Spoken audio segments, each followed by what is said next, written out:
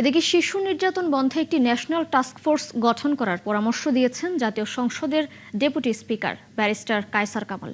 রাজধানীতে এক গোলটেবিল বৈঠকে তিনি একথা বলেন। সকালে আবু সাইদ কনভেনশন সেন্টারে বাংলাদেশের শিশু নির্যাতন ও করণীয় শীর্ষক গোলটেবিলে অংশ নেন আইনজীবী, চিকিৎসক, সাংবাদিক, সমাজকর্মী সহ সমাজের বিভিন্ন স্তরের নাগরিকরা। শিশু ধর্ষণ ও নির্যাতনের দ্রুত বিচার নিশ্চিতে বিচার বিভাগ ও রাষ্ট্রকে এগিয়ে আসতে হবে বলেও জানান তিনি। ডেপুটি স্পিকার বলেন, ধর্ষণ রোধে সামাজিক সচেতনতা বৃদ্ধির পাশাপাশি মাদক নিয়ন্ত্রণে কঠোর পদক্ষেপের বিকল্প নেই।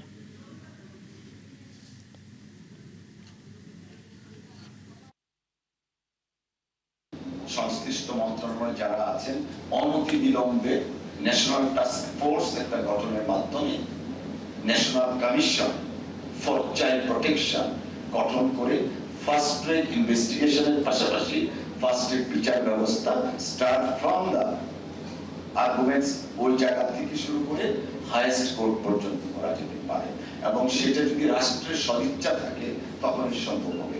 আমরা আইনি প্রক্রিয়ায় অনেক কিছু দেখাতে পারবো।